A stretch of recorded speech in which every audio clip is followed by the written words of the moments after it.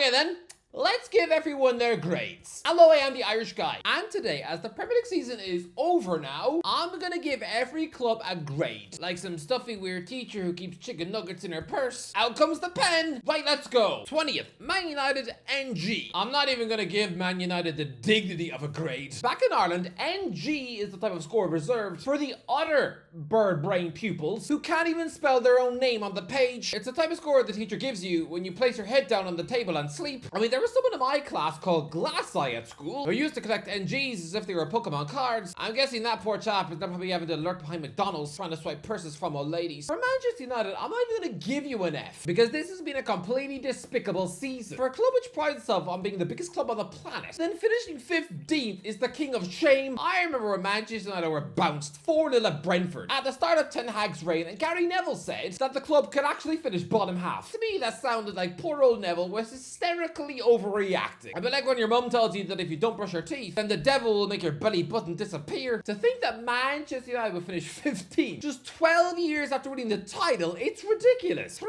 of your players are on upwards of £250,000 a week. 2 of them are in the £300,000 a week zone. I mean, do you know who finished 12th the last time Man United won the league? Aston Villa, after losing a match 8-0, back when they were purely held together by Benteke and Delph. That's what Manchester United are now, and the icing on the cake to a truly pathetic season is losing a get-out-of-jail Europa League final against Spurs, the worst Spurs team in living memory. A Spurs team who've conceded nearly 100 goals this season, and have taken more beatings than Mr. Potato Head's kids. I mean, I'm guessing he had anger issues in Toy Story. I have only ever seen one manager lose a cup final against Tottenham, and that was Avram Grant. Yeah, he'd go on to finish bottom of the Premier League twice. So Ruben Amorim adding his name to that company. It's more embarrassing than if he was caught stealing from a shop by shoving chocolate in his underpants. Awful. And you know what's even more embarrassing? Their season isn't even over. Instead of letting their players walk away from a horror season and go on holiday, I don't know, they're prolonging this by chucking them all on a plane to Asia and forcing them to lose against a bunch of random nobodies. Why? This feels like extra homework after school. It's just rotten. 19th, Southampton F-. Is there such thing as an F-? Probably not, but I'm inventing one for Southampton. Southampton fans were cheering at the end of the season because they just scraped a result against Man City, which meant that they were no longer the worst Premier League side of all time. Yeah, do you know what a horribly low bar that was? 11 points, set by Derby County in 2008. 11 points! You got 12. You are the second worst team in Premier League history, and you've actually lost more matches than that horrendous Derby team. Your goal difference is only 9 goals better than that horror Derby side. Derby were terrible, but one thing they never did was going 5-0 down at half-time in their own stadium, replacing Russell Martin with Ivan Juric, someone who looks like that creepy geography teacher who sniffs his pupils' pencil cases. This was a disgraceful decision. 18th, Leicester City F. Look, I know that Leicester City technically finished higher in the league than Ipswich, but I don't care. Their season was worse because Ipswich Town still have the bulk of that squad that was in League One. But Leicester, their squad is full of former Premier League players. Christ, above one of them has a Premier League winner's medal in his kitchen. Well, unless his scary wife has pawned it for some fancy lipstick. But yeah, I know Leicester had their manager Enzo Maresca stolen from them last summer, but both Steve Cooper and Ruben Nistelrooy were poor decisions, especially the latter, and their refusal to sack him. After 15 defeats in 16 matches, it boggles the brain. This is a team which went, what, 6 months without a goal at home? I don't care that they managed to scrape enough points after relegation was confirmed to weasel their way into 18. No, this is diabolically dreadful, and hands down, the most pathetic Leicester team I've ever seen. 17th, Ipswich Town E. Look, it's still failure because Ipswich Town got relegated in 19, but I don't think they've been laughably bad. I mean, they've had their moments, like going 4 games unbeaten at the start of the season, and they also beat Chelsea, won away to Wolves and Bournemouth, but just like Luton Town a year ago, they ran out of steam in the final third of the season, and ultimately they just weren't good enough. And lads, they have embarrassingly conceded at least 4 goals in one match 9 times this season. 9!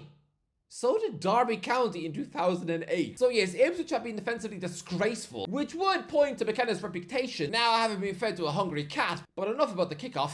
Kieran's not been good either. I'll give him an E. 16th, Tottenham E. Ange Postecoglou is not fooling anyone. The fact this Aussie boss had the cheek to call this an outstanding season. No! Look, on paper, yes, Tottenham won a trophy and qualified for the Champions League. Job done, what's everyone complaining about? Well, I'll tell you what people are whinging about, and no, it's not the needless Harry Potter TV show. It's the fact that football is supposed to be fun, and Tottenham fans have chucked out endless amounts of money to watch their team play this season. Yeah, they've lost 22 times in the league. They've lost 2 North London derbies, taken 1 point for the final 7 league games. And you want to say that none of that matters because you wound up with a trophy in the end. Do you know how annoying that is? It's like at the end of a long-running TV show like Game of Thrones or Breaking Bad. The final episode twist is that it was all a dream. Isn't that going to make the fans feel like choking on their popcorn? I don't care that Spurs squeaked their way past Karabag, Elfsborg, AZ, Frankfurt, Bodo Glimt, and the worst ever Manchester United side to lift a trophy. By the way, can I just point out also that the standard of the Europa League has gone downhill? Honestly, the Europa League final last year produced a Bayer Leverkusen team who were looking to go 52 games unbeaten. A longer stretch than Arsenal's Invincibles. Yeah, Man United and Tottenham, by contrast, had lost a combined 45 matches going into that final. Absolute puke. 15th, Man City D-. Yeah, this is a terrible season for Man City. Absolutely dreadful. It was only 2 years ago this team were treble winners and without doubt the best team on the planet. And this was the first season where they ever had a player who won a Ballon d'Or. And yet, no trophies. This is a team with 4 different players that upwards of 300 grand a week. One of them, by the way, barely gets off the bench. And so to slump to 3rd spot for the first time in 8 years, to put up their lowest points tally since 2011, to finish 22nd in the Champions League table, to not even claw a last 16 match. That was 2012 Mancini behaviour. Under Pep, it's unthinkable. And to top it all off, losing the FA Cup final against Crystal Palace. This absolutely stinks of an off-colour Mancini season. A season which would have got him sacked. Honestly awful. 14th, West Ham D. Yeah, West Ham are the club which are making me have to fetch a sleeping bag. Oh, isn't that going to be cute when I'm chilling with rats in a pond? Look, this should have been an exciting new era for West Ham. Having kissed goodbye to Moyes and apparently upgraded with Lopetegui, who in the end just turned out to be Pellegrini the sequel, they then have a chance mid-season to admit they were wrong and beg Moyes back, which would have been embarrassing, sure, but instead, they picked Graham Potter, some boring little squirrel who's had the new manager bounce of a fat orange. This is arguably the most exciting West Ham squad on paper. They spent big last summer, so to wind at 14th, it is garbage. And to put it in context how bad it's been, the Hammers have only got 1 more point, and the glittering West Ham side, which got relegated in 2003. Oh boy. 13th, Wolves D. Overall, it's been an average Wolves season. I mean, yes, they were shockingly awful under Gary O'Neill. It took Vitor Pereira having to come in and weave utter magic to produce 6 wins in a row, the club's best top-flight winning run since 1970, to even squeak a 16th. In the end, the decision to appoint this journeyman boss from Al-Shabaab, someone whose CV looks so incredibly unimpressive. I'm sorry, but he's had 11 jobs since 2011. He looks like a Gennaro Gattuso or an Igor Tudor. Managers who don't stay anywhere longer than a lunch. I mean, seriously, some of Gattuso's managerial flings were so brief, they don't even pop up in his Wikipedia page. Tudor is at Juventus now, but I promise you, oh, he'll be gone after his 12th bowl of Weetabix. So Pereira, I wasn't sure at all. I mean, come on, Everton fans had chased him out of town in favour of Frank Lampard. I mean, come on, this club aren't good at picking managers. It wasn't so long ago they tried to get QPR's Michael Beale. He's since failed at Sunderland. So the decision to pick Pereira, well done. It was brilliant. But overall, 42 points to 16th. D. 12th, Arsenal C-.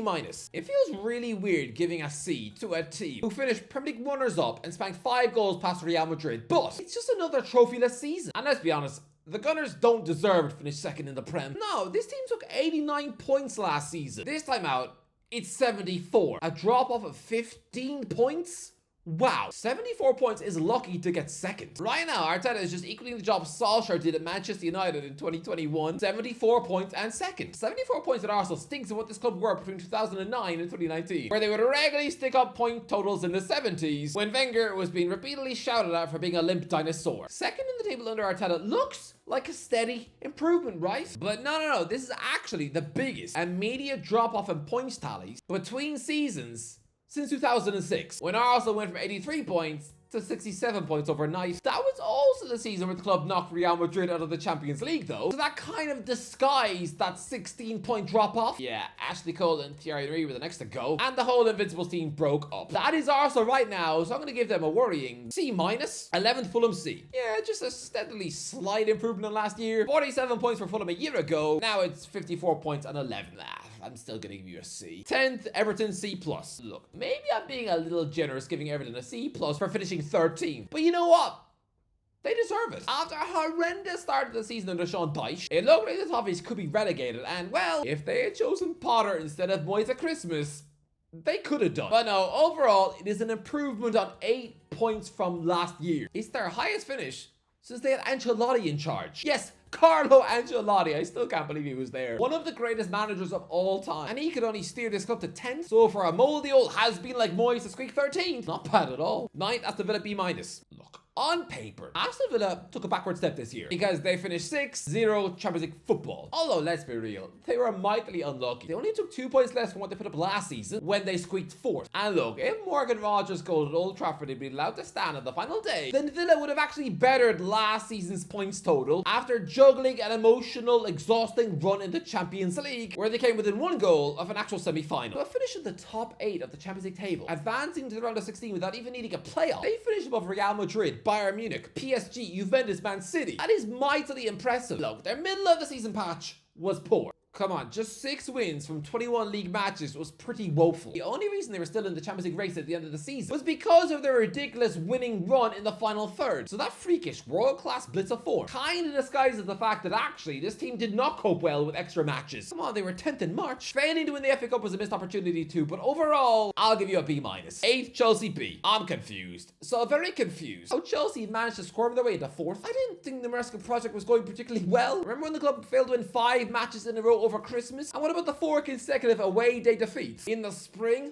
What about losing twice to Brighton in a week? But the proof is in the pudding, I guess. They have qualified for the Champions League and won a trophy. Although, relax. I don't understand why the Real Betis players and fans look so devastated to lose. It's a make-believe trophy. I'm so thankful Newcastle did not wind up in this competition because it's not real. It's got about as much prestige as a melted Mars bar, except when Jose wins it. But look, they also finished 4th with what is actually their 2nd highest points tally since 2019. So, well done, B. 7th Bournemouth B+.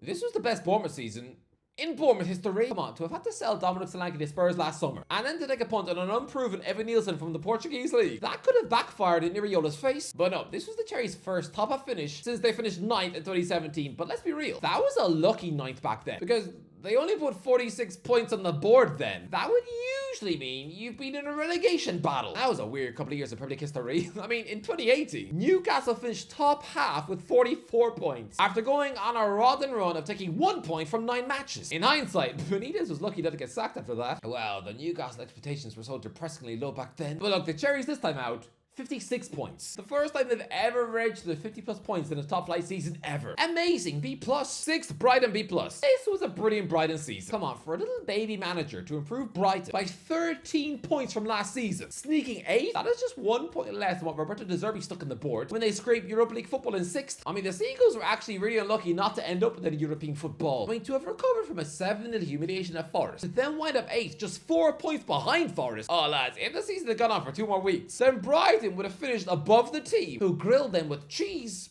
Not bad. 5th Liverpool A-. Is this low? It feels a little low, right? But I know that Liverpool have won the league, and that surely merits an A+, right? Well, no, because technically it's just an improvement of 2 points from last season. Yeah. 2. I mean, funnily enough, before Christmas, Arne Slot was overseeing some bonkers, invincible, world-class form, and people were chatting about the quadruple. Yeah, it turns out Slot actually only went on to put up a points total that Brendan Rodgers did once.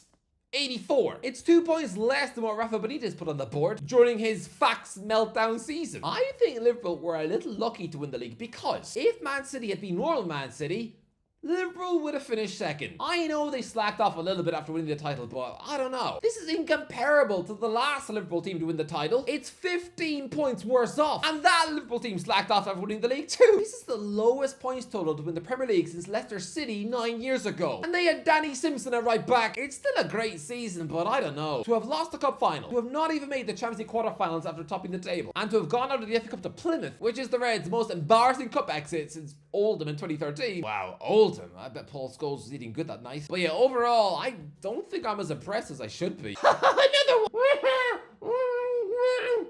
one. I'm getting so sick of these bananas. How many more do I have to do? Still like 40 more to go. 4th Brentford A. Very similar to Bournemouth. Brentford were also forced to sell their talismanic goal machine last summer, and well, they could have crumbled like McVitie's in the back. Nah, don't forget, the Bees finished a dangerous 16th last season. They didn't even scrape 40 points, so yeah, losing Ivan Toney after that. You could have been scared that Brentford would get relegated, but no. Instead, it's an immediate improvement of 17 points. 17! After Nottingham Forest, that is the biggest overnight improvement of any team in the league this season. Yeah, I'm giving you an A. That's epic work. 3rd Crystal Palace A+. They won a trophy. Crystal Palace won a trophy. They've qualified for Europe for the first time in their history, and they've put 50 plus points on the board in the Premier League for the first time in decades. And you know what I said about it being easier to finish top half a few years ago? Yeah, on paper, Palace in 12th looks dull. But no. Those 53 points would have been usually enough to sneak this club into 8th a few years ago. Second, Newcastle A+. This has been the best Newcastle season I have ever seen. To qualify for the Champions League in 5th, but lads, to also win a trophy. Beating Liverpool in the League Cup final, absolutely amazing. Don't forget, it was less than 4 years ago that everyone at the Magpies written off as being already relegated at Christmas after just one win in the first 22 league games of the season. To have gone from losing at home to Cambridge in the FA Cup to this, it's amazing. They won 9 matches in a row this season. It's absolutely pinch yourself stuff. Incredible. The club have finished 10 places above Manchester United. 10! Wow, I wish I was back at school right now. First, Nottingham Forest A+. So, who's a Forest hater now then? Not me, because I've just plopped your club into first. Yeah, I knew this club would slip up and crash out of the Champions League spots. Sure, but your season has still been immense. Forest last season were dreadful, and let's be real, they were not good enough to stay in the Premier League. 32 points should absolutely get you relegated. We've now qualified for Europe. I know the Conference League is a baby competition. Yeah, I do think it's about as prestigious as a Burger King crown, but still, to have gone from 33 points to this, and 7-0 wins, and to have played an FA Cup semi-final at Wembley, oh, it's just well done, Forest. Anyway, that's the end of the video. Let me know in the comments, what do you think? What would you grade your club season? Let me know in the comments. If you didn't, don't forget to like, share, subscribe. I'll talk to you in a while.